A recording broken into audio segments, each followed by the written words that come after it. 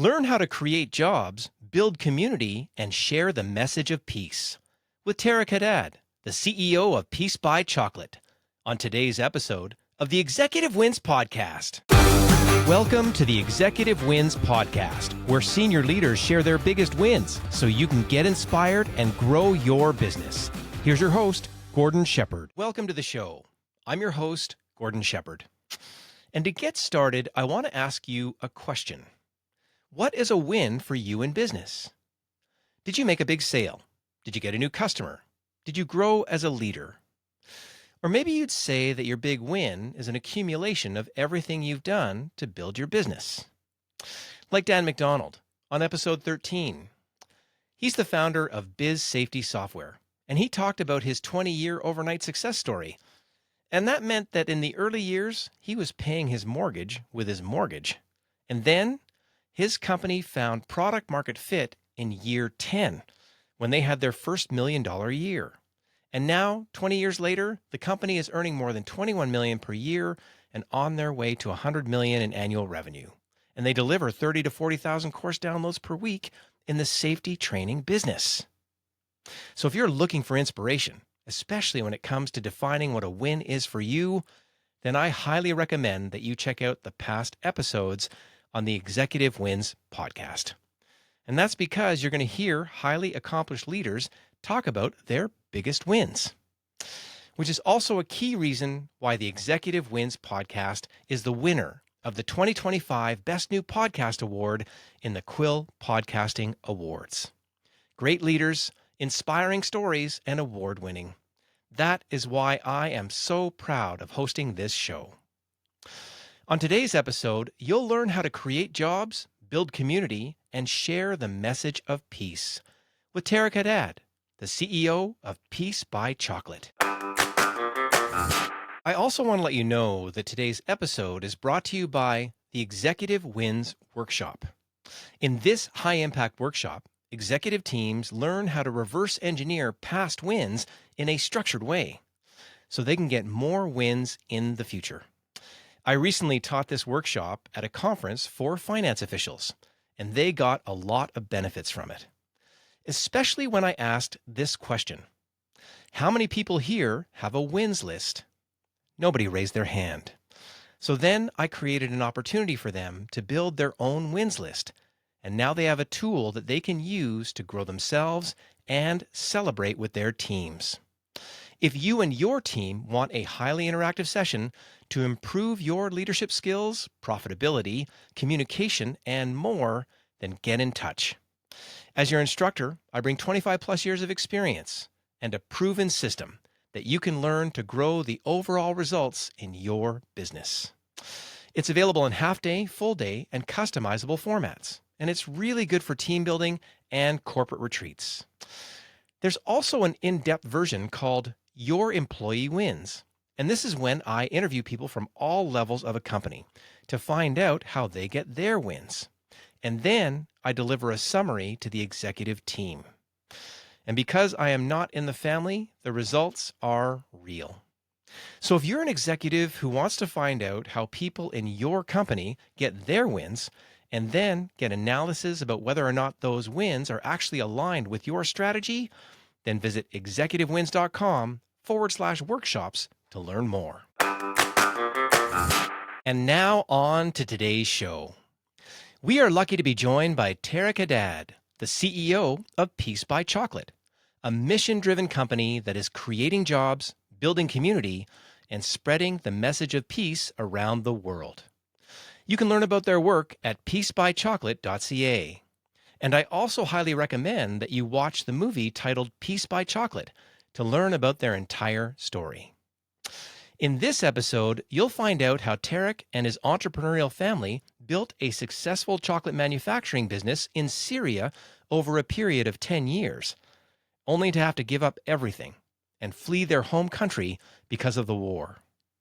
You'll also hear how the family immigrated to Antigonish, Nova Scotia in Canada.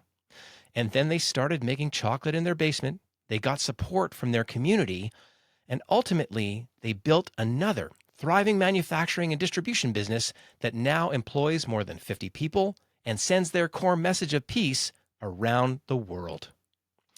This conversation will not only inspire you to be resilient and excel in your business, but it will also remind you to be true to your values so you can make people happy and pay it forward. I also want to remind you that this interview follows a specific format that I created called The Anatomy of a Win to help you learn the strategy, work plan, people, operations, and results behind every business win that you hear on this show. I really do hope you can use this approach to reach your next business milestone. And now here's Tareq Hadhad with his executive win. Tareq, welcome to the show. Thank you very much for having me, Gordon. What an honor. Oh, the honor is all mine because I got lucky to reach out to you on LinkedIn to track down someone who is involved in the ownership of a business that I've admired from a distance because I had the luck of watching the movie Peace by Chocolate. And I think that it's a must watch for so many people. And it's funny, I was talking to my daughter last night. I'm just thinking about this just now. One of the things that I talk about is Viktor Frankl in, the talks that when he talks about how he survived the Nazi concentration camps and developed his ability to choose his response in a given situation.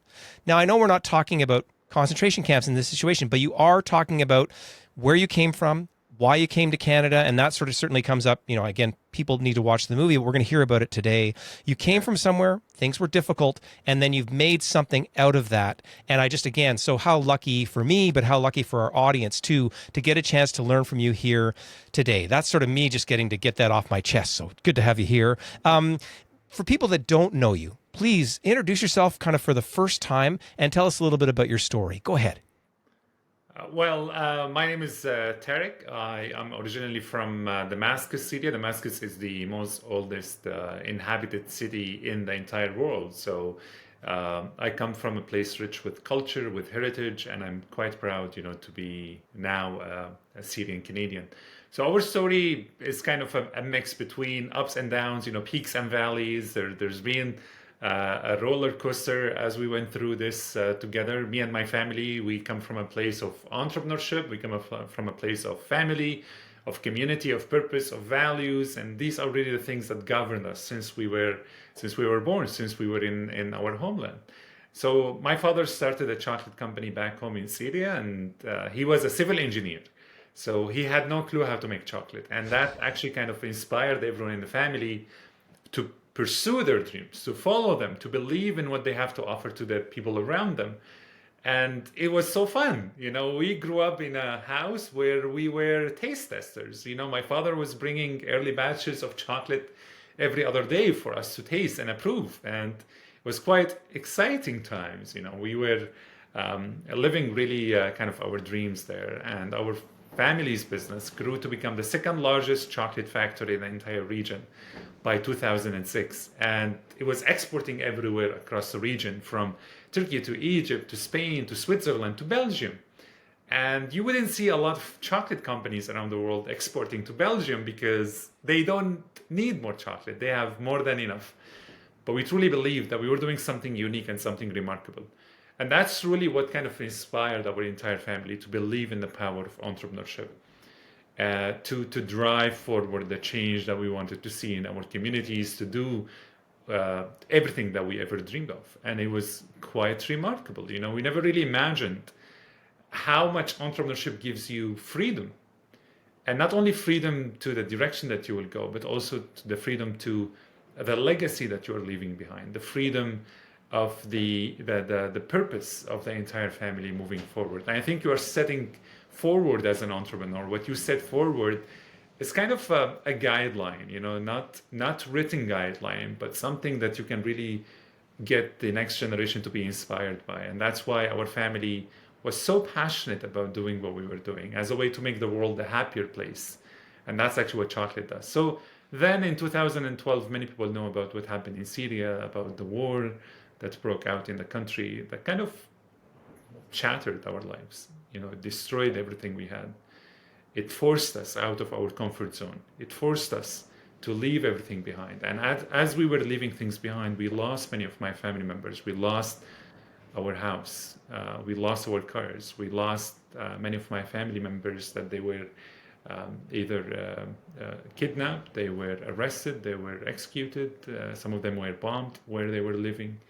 And that's why our entire family thought that it was time to survive and time to leave the country in 2013. And at that time, my father kept the factory running this whole period. And it was just like a motto that, as a business leader, you really have to also take care of your people, even in the worst times, more than the comfortable times, right? That's why in 2013 we left. We became refugees in Lebanon. We had only the clothes on our backs. We could not take anything with us. The war took away everything that my family had built. And after that, we arrived in Canada in 2016. Just for the record, I arrived in Canada in December 2015, and then my family landed in January 2016. Not a good time to immigrate to Canada, not a good month to immigrate to Canada, but we were quite excited for that journey. So we settled on the East Coast in Canada, in Nova Scotia, and we restarted our life again after that by calling our new company here Peace by Chocolate, which is basically Thank you. Thank you so much. So Peace by Chocolate is born here in terms of when it gets renamed. Thank you for setting the stage for kind of where you came from and the guiding principle. So fun to hear an engineer take a different career path, right? And how lucky, again, you said as kids, but then how lucky for you to come into business leadership to be able to do this as well. So that's really neat. And so you're out there, it's December, you've come from another country, you've landed in Eastern Canada, not even sort of major cities in Canada, but Eastern Canada, and you set up your factory there, or was it even a factory in the beginning? No, it was not actually. What started as an idea to continue what we were doing back in Syria, it was based on the fear of how long it was going to take us, because it took us in our home country, it took us around 10 years to get the business registered, to figure out the name, to get all the paperwork done. Between 1987, it took my father until 1997 really to figure out how to do this. And that's why we were afraid, because that was our home country. We spoke our native tongue language. We knew the people. We knew the system. And then coming to a new country where you don't know the taxing system, you don't know the banking system, you don't know the business system.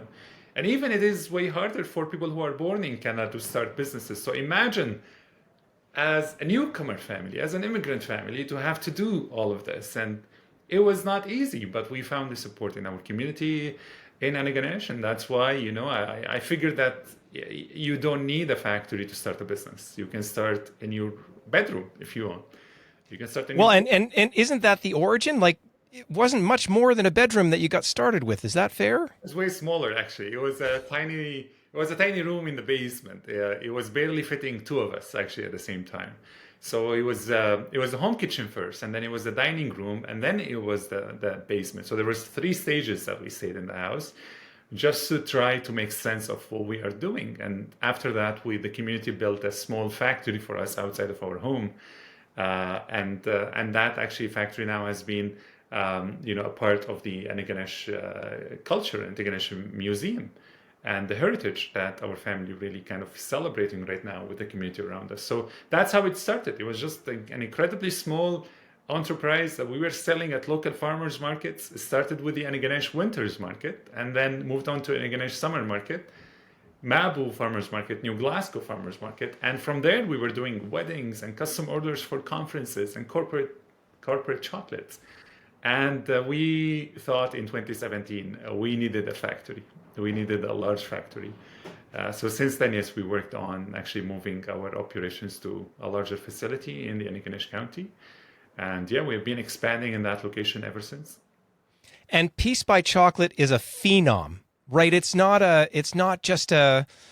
You're not just a chocolate exporter, right? There's a whole sort of philosophy that we can hear the origins of, that's baked into kind of everything you do. If I can, maybe that little pun is in there sort of thing for the baked part, but that's so neat. So we now understand the backstory. We understand the difficulty that you went through. Your family comes here. You got set up in the basement. I don't know that you knew, you know what I mean? You're in those early basement days that things were going to kind of get going, but you knew you had the chops and the skills and the attitude, in a sense, to make things work, and the community came out to support you. What a great table setting. Thank you for the story that we want to get to now, which is if you had to choose one of your biggest wins in business over this whole time, how would you describe that win for us?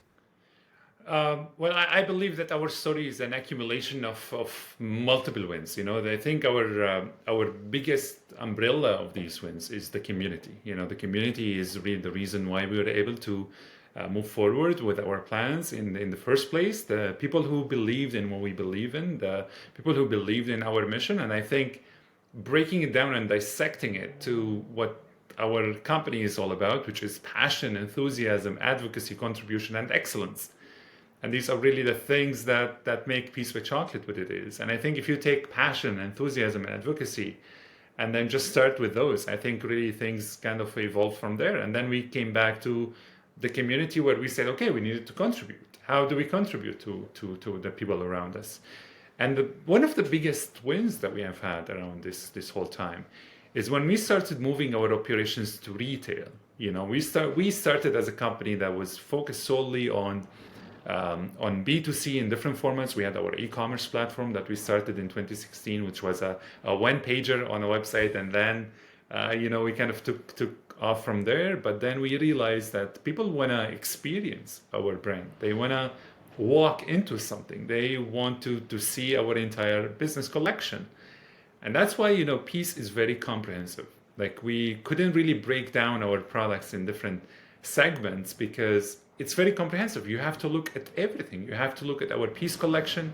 You have to look at our Pride collection. You have to look at our donations collections. You have to look at our partnerships collections with many organizations, with indigenous organizations, with refugee organizations, with Trans-Canada Trail, with the Lair Institute for Children, Peace and Security. You have to look at all these different components really to make sense of it. And it already started to us back in 2020, early 2020. And it's very funny because the only thing really that people remember from 2020 was the pandemic. And for us, it was the year that we filmed our movie, plus, the year that we shifted our strategy to deliver really one of our biggest wins in the company.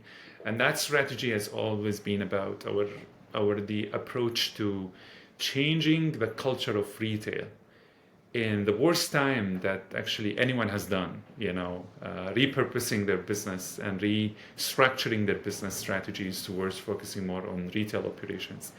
And at that time, 2 months before the pandemic started, we started meeting with stakeholders across Nova Scotia. So we are a proud Nova Scotian company, we are a proud Canadian company, and we try to grow our business in every direction we can. And then we started meeting with stakeholders in Halifax, out of all places, and we thought, why not give it a shot, And we started meeting with many people around the Halifax area. And at that time, there was a new development, that was almost ready to open on the Halifax waterfront, and it is called the Queen's Mark. And the Queen's Mark is really one of the most beautiful, complexes you would probably ever step foot on. And I'm trying to do advertising here for Nova Scotia. So Gordon, you're in Edmonton, please stop by, come to Nova Scotia to try it, because they have an incredible scenery, landscapes, on the waterfront, and the development took so many years, but it really kind of elevated that feeling to what Nova Scotia has to offer to all the visitors. So we were actually kind of quite excited to bring our brand and our story to the Halifax waterfront, where you will have hundreds of thousands of people coming by every single year, from cruise ships to tourism, to people from across the country, from across the United States, from across the world. And this is during those COVID days. So again, I think what I heard, I'm just going to back up and say your win is an accumulation of wins, and you've taken me through a couple of levels already. Because you're leveling up your operational size. You're in Antigonish, you are. Wait a second, let's go to Halifax, and then I think you're going to tell us about how you're going around the world, and those different things as we kind of get that accumulation of wins. I've got to back up. Peace stands for something. You said 5. There's 5 parts to that. Please slow us down and help us learn the Peace acronym, why it's important, and then, please just take us into that for a sec. So Peace for our family stands for passion, enthusiasm, advocacy, contribution, and excellence. And the reason why we selected, passion and enthusiasm is because we wanted to have this secret recipe to keep going, to really believe in why we started. And I think answering our own why in this business has been so critical, because If you really do not know the reason why you started this journey, you wouldn't get anywhere. And being passionate about this and being enthusiastic about it has been quite one of the most significant pillars to keep this mission going. Because what happened for a lot of the companies that we studied is that it's very easy to start a business. In Canada in general, it's easy to start, but it's the hardest is to continue, right? It's the hardest is to keep going, to believe that you are on the right path, or go through all of these obstacles and barriers that are trying to impede you from getting where you want to be, and prove them wrong and continue going. And there are a lot of pains, and there are a lot of valleys in this journey. So that's why we felt that, having that passion and translating it into an enthusiasm that will get us to the next stage in this business has been quite critical. So you go through passion, enthusiasm, advocacy, which is actually another major part, because the way that we did business in Syria has been quite different than the way we are doing it here. Although the same business mentality when it comes to giving back and paying it forward and supporting the people around you, that they have less than what you got. But here it was quite different. Advocacy was something that we wanted people to feel throughout the product, which is we're trying to spread a message here. We're not only trying to tell you to buy our product. And I think the way that we were even telling people about our collections or our products, etc., we never talked to them about how delicious the product was. What we're trying to do is to tell them, we have lost everything in a war. We don't want anyone to go through what we had gone through. We're trying to spread peace because it's so important, because without it, no one can go to work, no one can build businesses, you cannot raise kids, you cannot do anything. Do you want to try one product of ours? And that's actually how we got to convince people that we are quite different, because when you're watching a YouTube video and chocolate ad pops out in your screen, you see all of these chocolatiers, gathering around and trying to feed you chocolate, and look at the chocolate just melting, and it's quite cliche, the way that the chocolate ads are being done right now. But what we're trying to do is to do things differently, and I think we started from a place of messaging and advocating to the cause that we believe in, and that's why the company is called Peace by Chocolate. It was not called Chocolate for Peace. It was not the opposite. We started with peace, and that's why it was actually quite important. And then get the last two letters for me now, the C and the E. Go ahead. Contribution and excellence. And contribution actually is quite the other major part, which we wanted to build partnerships with our community and really kind of tell them who we are and why we are on this journey in Aniganash. And you can all learn about the Peace on Earth Society that we started, and that actually has all the umbrellas and the 11 partnerships, the active partnerships that we have right now, from Canadian Red Cross all the way, to Nova Scotia's Phoenix youth programs that support all the youth in our communities. And I think there are more layers to talk about it, but we need another podcast. We need another one, exactly. And the excellence part, I'm just going to go back and say, and there's an engineering dad in there who applied engineering to creating a great product, and then I'm going to say there's excellence in there too. So thank you for articulating that, because I think when we did the pre-interview, you didn't sort of show up and go, oh, peace, here's the acronym, it's perfect, and we know everything we're doing. There was an evolution, right? There was, again, another...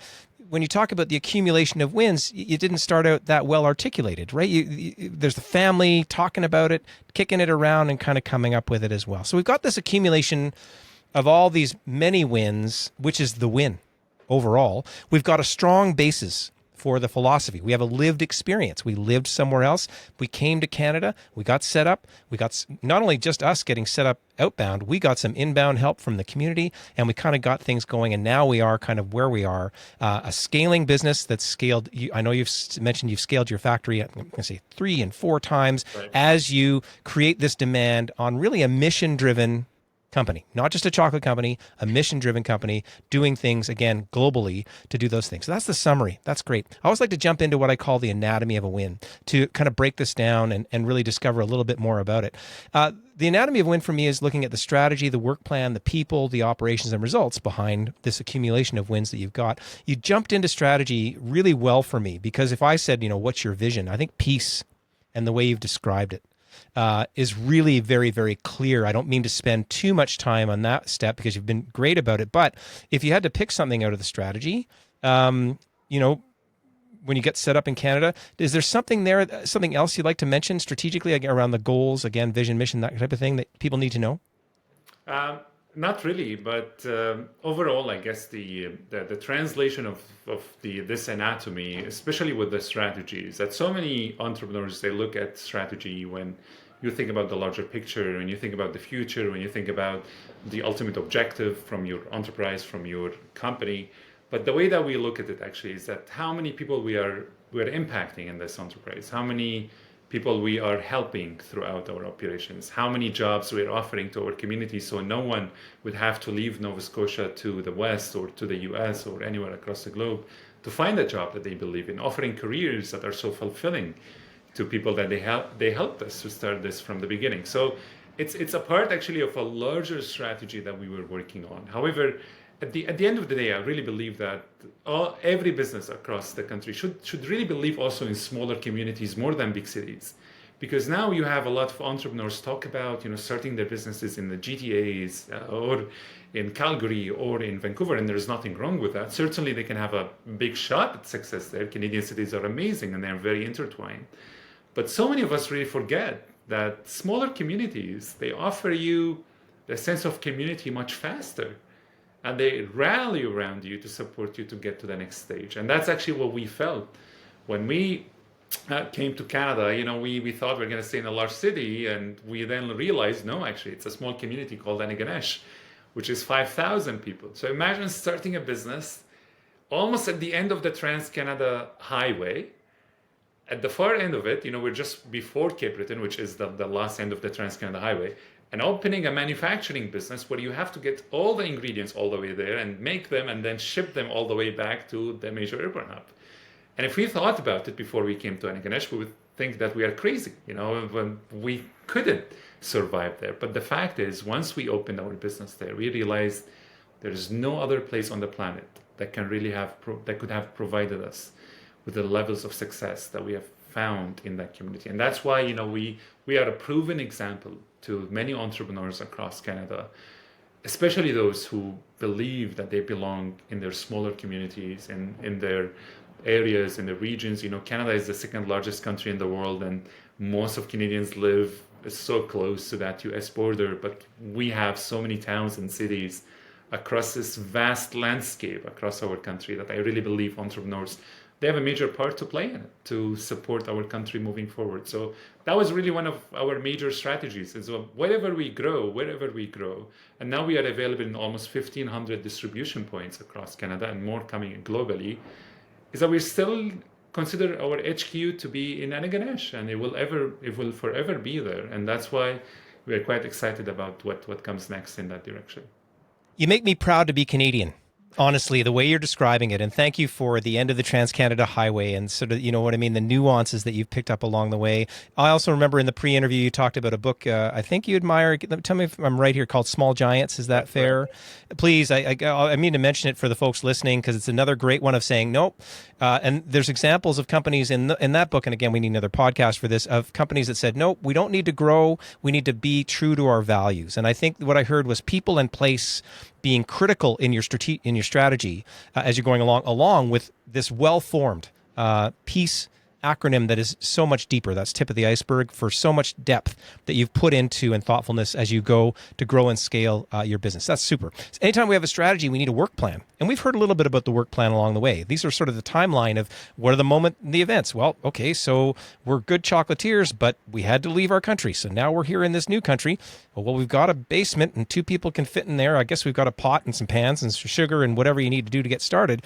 Any highlights along the way? Because we did mention these expansion points. What do you like to talk about in the work plan for executing that you want people to know?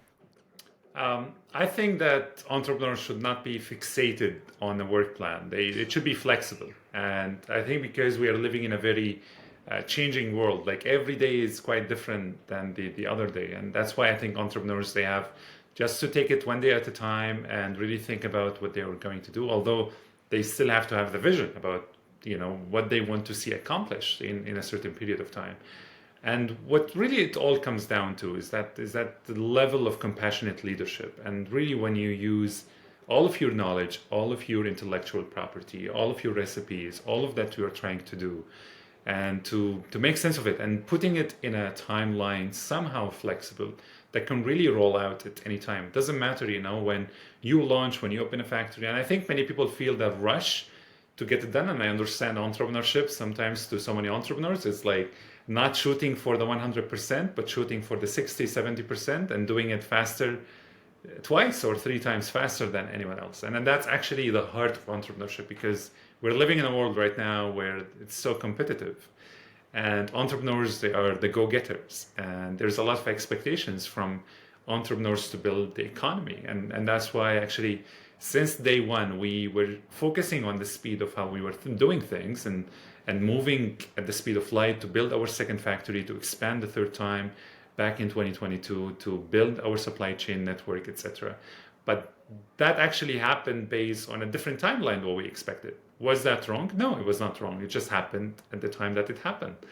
And I think we were not fixated on getting things done at some time in this journey, but we were fixing on getting it done, period. And that's why actually we were ahead of the game when it came to our move to our factory, and also to the move for the other distribution networks. Does that mean we did all the right things? Probably not, but I know at least we tried. And I think in business, we realized a lesson that we actually never lose. We either win or learn, as as we all know. So it was quite clear to us from the beginning that in this entire journey that we're on, in this entire business, we are in this not to accumulate all of these successes and wins, but really how, again, back to the point about how are we trying to change, how many lives we change in our community and the people around us.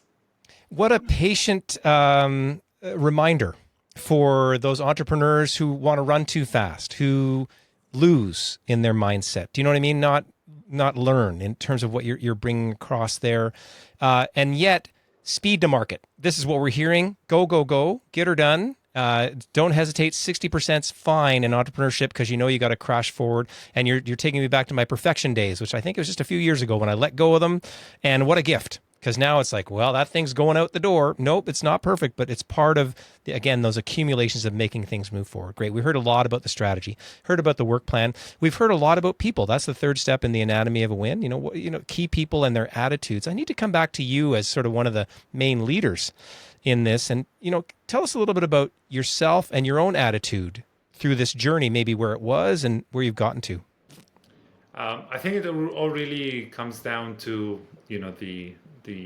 the history of where I have been, and I think what I have gone through to be where I am today, and where my family is today. And I think it all started from a place of the people around me, and the family, which is as my grandmother used to say, in times of test, family is best. And I surround myself with people that they really kind of try to see the best in me, although I do not see it myself. And it was quite clear to me since the moment that I got into medical school, and I was on the way to become a doctor, and then the war broke out. So then I had to leave everything behind. But then I was using all the knowledge that I have learned, throughout the experiences I've gained with international organizations like the United Nations, the World Health Organization, many NGOs and international NGOs, when we were helping people who were fleeing and they were looking for healthcare. So imagine using my background in healthcare and the care for people to, kind of use it and implement it in business. And that's why I think, I brought a different perspective to business and the way that we are doing things, is because when it started from my passion for healthcare and for the right for everyone to be healthy and to be happy and to feel that they are quite fulfilled in their lives, in a way to implement this in business, which not a lot of CEOs and companies actually think about it first, right? Is when you ask them about why are you doing this, like, oh, look, this is a great return on investment. Let's do this because it's going to generate, it's going to cover all of our costs within 3 years, and then smooth sailing from there. And actually, that's not the way that I like to do things. I kind of had different KPIs along this journey, and I used this mentality as well throughout the growth of our business. So my background using it along the journey was so crucial. However, I think having the right talent alongside me was also one of the most important things. And I was attending one of the award ceremonies back in 2018, and I didn't win then. I was nominated for a big award. I didn't win, and it was only like 2 years after we started Peace by Chocolate. But I was sitting with the audience, and I was just waiting. Are they gonna call my name or not? And then the person who won in my category was on stage delivering their acceptance speech. And I still remember what they said. And I'm glad that they won, because if they did not win, they wouldn't have delivered this amazing acceptance speech. And I learned so much from it. But one thing that I remembered so critically and so clearly from them was the guy was saying, in business, you should not be afraid to hire people who are smarter than you. And actually, it was like a mind-blowing moment for me, because I was looking always for, the people that they can really implement the things that I'm looking for them to do. And since that ceremony, I started doing things a lot differently, especially when it comes to the talent acquisition and to hiring people who are going to join our team, is that we thought really about the importance for them to really have all the knowledge and the tools and the skills, but also to be open to ask for help when they don't know what to do. And since then, actually, we're focusing on hiring so many people that they are experts in their fields, but also that they were willing to learn with us as well. And that's why I think, we were quite lucky with the high retention rate, that we got, especially in some of the key roles that we have in the company, and also offering people as well the chance to say, I don't know, I probably don't belong here. Can you please offer me an exit strategy? And we're also telling them probably that's going to be the best for you. And doing it. And so you're able to keep your company culture tight with that kind of thing. So we've heard anyway, we could talk on and on. This is so good. We've heard a lot about you, and again, thank you for that medical background. Again, you can hear that seeping into the philosophy in there. So great. You're hiring smarter people than you. Great business move in terms of that, you've got the humility to do that, but also that that's good. Your genius father's in the background. It started whenever it was 20, and like where this engineer goes rogue and starts to make chocolate and does it at a high level. And so again, I don't mean to get into his biography too much, but I do need to hear maybe one or two people from the community. You don't need to name names. You could name names, because you said the community was very important for you in this success story. So in those early days, is there a name to offer? And if not, that's fine. But how can you describe the community and their attitude as key players in your success? Well, I think it's an entire community. There aren't really specific names to say, but people who watched the movie or read our book, they probably know. There are some critical people that they supported us along this journey, and I think one of the early lessons I got as well when we were on this journey is that we had to get a mentor. And I think mentorship is so critical for you as a startup, as an entrepreneur, is that you have to learn from people who have been through this before you. And I think right now the world is so different than 20 years ago, than 10 years ago, than 30 years ago. And I think a lot of the things that you probably will learn from your mentors probably are not valid anymore. But still, it's the mindset of having support from people who have been through this before you is quite critical. And that's why in the community, for example, we had business counselors, we had marketing experts, and we had people that they really kind of were experts in the supply chain as well, that they were coming along, supplying us with feedback. And we had to do multiple trips across the country as well in these early years to find the people that they can really help us. We got a lot of actually support since our story was brought to the United Nations back in 2016, and that opened the national actually level for our business. And they brought a lot of people from across the country to call us, email us, and say, do you need any help? And I think when you mentioned that you're proud to be Canadian, I think the point of pride to be Canadian couldn't be more important than it is today. And I think we are what we are, and we have successful entrepreneurs in this country because we believe that we are in this together. And no matter if you are in a big city or a small town, on the East Coast or the West Coast, I think we are there because you can see right now from the movement across this country to support one another, how people really truly care. And it's not only that Canadians are supporting Canadian businesses, but Canadians really believe in goodness and believe in kindness and believe in compassion and believe in giving back and supporting one another. And that's why I think, you know, it's never been more the right time to be an entrepreneur in Canada than today.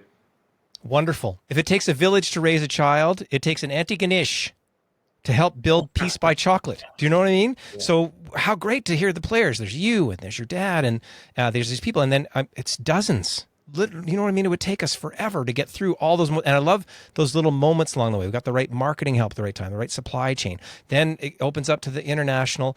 Wonderful. So we get a really good feeling for the people part. The fourth step in the anatomy of a win is to look at operations and say, you know, if you had to pick out one or two highlights, and I don't mean to get into the making of chocolate, although I would like to because I love chocolate, but there's something about the secret sauce. You've got a recipe. You've got a chocolatier in the background who's sort of developed that part. Then when you're building a business, you've got to get into process. You've got to get into regulations. You've got to get into all the different things. Any highlights, in a sense, from operationally getting this thing to rise that you'd like to point out along the way?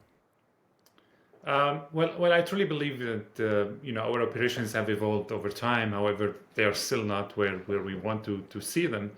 But at the end of the day, you know, from what we have learned throughout our operations is that you really have to make sure that you are as you know, as a growing business, especially in manufacturing, especially if you are a CPG enterprise, especially if you are focusing on food as well, which is quite critical. You know, you are producing something that people are going to consume, and it's going to be a part of them. It's going to be a part of their bodies. You know, all of these molecules, all of these nutrients, they're going to be a part of who they are, and you know, of their bodies, probably for a long time. And that's why it was quite critical for us in our operations to make sure that we start in that molecular level, you know, at the very small level from our operations, to make sure, are we doing things right? Are we doing the right recipes right? Are we using the finest ingredients right? Are we securing local ingredients first? Are we talking to our neighbors before we go to another province or to go international to secure what we're trying to do? And it would have helped a lot actually if cocoa would grow in Canada, but cocoa doesn't grow in Canada, so we have to import it from so many other places. But at the end of the day, I guess the one of the major important points that we were talking about is how to make sure that in this operation that our business is not contributing to the suffering of others. And that's why making sure that our ingredients are ethically sourced was quite important, you know, in this entire cycle. So we spent a lot of time actually just trying to figure out that piece of the puzzle, and we were quite happy at the end when we realized that, you know, there are so many people around the world right now that they are so much socially conscious, way more than us, that they have figured a lot of these processes, and we were just meeting with them. I traveled to Paris back in 2019, and I was a part of the OECD summit that brought in leaders from the world. There's like many presidents and prime ministers. And I was talking to so many people from Australia and New Zealand, and especially in that part of the world, where they have figured out so many things that actually we do not have yet in Canada, especially when it comes to CPG. And then I had so many virtual calls with them, and I asked them about how they do build their factories, what kind of processes do they use, how do they make sure it's lean, how do they make sure that it is very efficient, and especially in Canada, where actually, you know, our cost of goods are quite higher than many other countries because the ingredients are higher, you know, labor is higher, etc. But at the same time, you know, it's a kind of how the business is contributing to the overall success in the community. So when it comes to our operation, I think it follows different methodologies, but the number one thing is really trying to come down to that very much the unit base, in terms of when I hold the product in my hand, knowing the contributions for so many people in this product, but also, is there other ways to do this? Is there anything that we can do different to make sure that this product actually can be better? It's from the chocolate base, from the messaging, from the contribution, from the packaging. Is it recyclable? Can people actually? Is it going to harm the environment? You know, and I think being so aware about what goes on after you sell the product, because so many businesses, their cycle stops at the point of sale, right? It's like you sold the product, that's it, the business is done.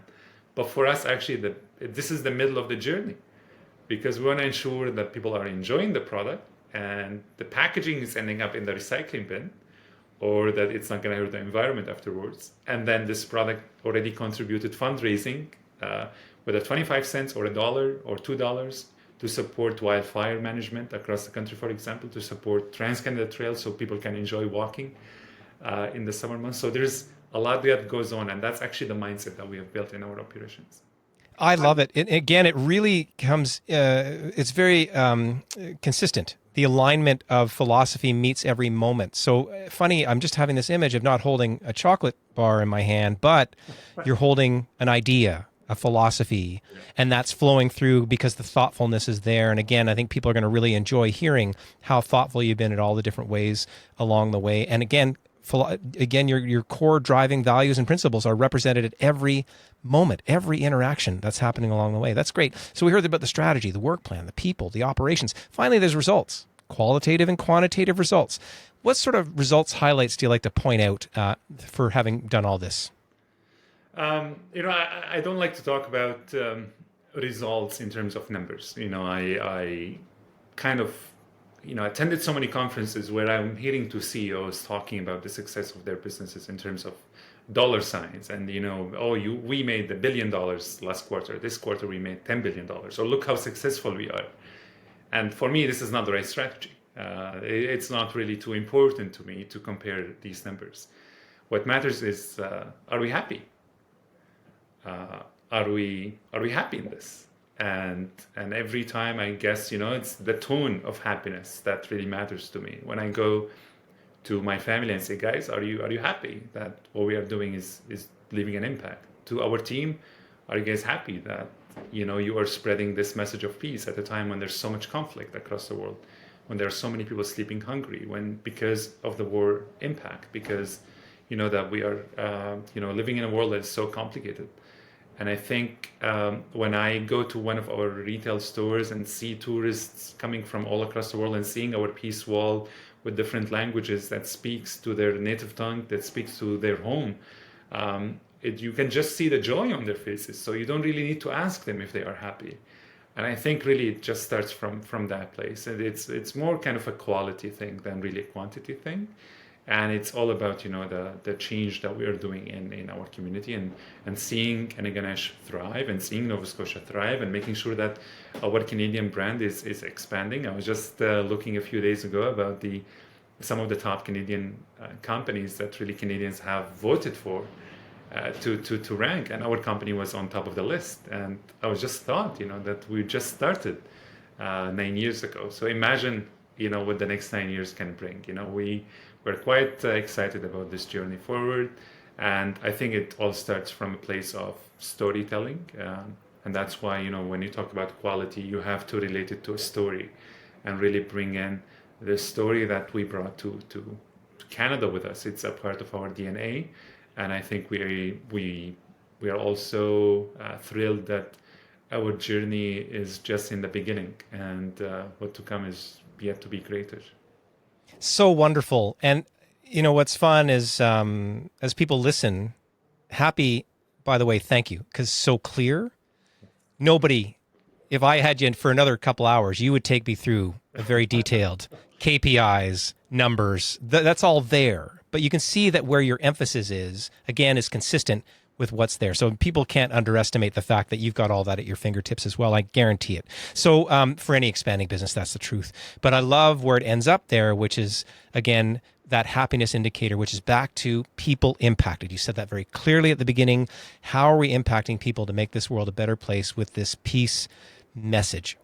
Just how wonderful to get to spend this time with you, hearing about some of the details of where you're at. And funny enough, your mid journey, a third of the way through, quarter, maybe you said 9 years in, maybe another 9, maybe another 90, depending on how far this family goes with what you're doing. For the leaders that are listening, if you had to sort of, talk to a leader and say, there's one thing I always like to get across to leaders, when I get a chance to, be maybe a bit in your mentorship role as you give back. What's a leadership lesson that you can just leave us with, something brief that you can leave us with from your own perspective?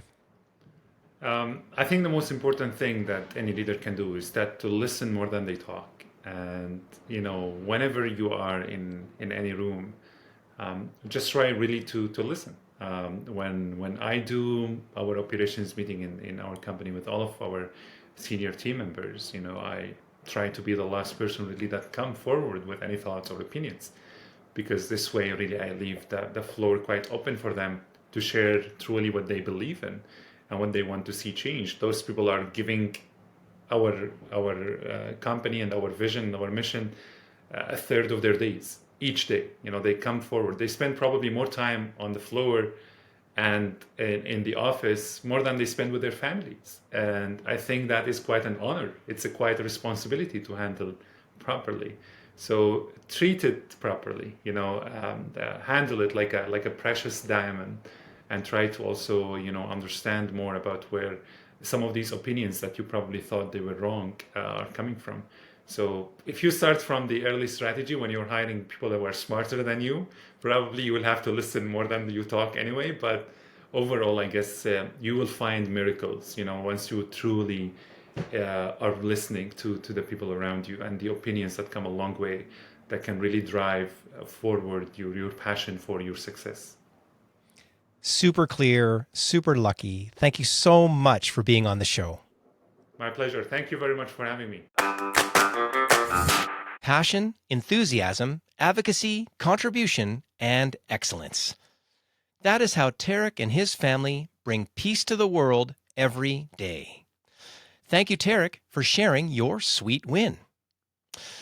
If you enjoyed listening to this episode, then make sure to check out our upcoming episodes, which include how Nanos Research wins by helping clients to accurately call federal elections in Canada. And that's with Nick Nanos, the founder of Nanos Research. And if you're a leader who really wants to learn how the Executive Wins coaching session can help you to grow your confidence and inspire your team, then visit executivewins.com to learn how. You can also subscribe to the Executive Wins monthly newsletter to stay up to date on the podcast, live events, education opportunities, and more. Visit executivewins.com/newsletter to sign up. And if you enjoyed today's episode, be sure to rate, review, and subscribe, and share it with a fellow leader. And don't forget to check out our resources and links in the show notes. And keep listening to the Executive Wins podcast for more inspiring wins that will help you to grow yourself, your team, and your entire business. Thanks for listening to the Executive Wins podcast. Make sure to rate, review, and subscribe as we bring you more inspiring wins from outstanding leaders so you can grow your business.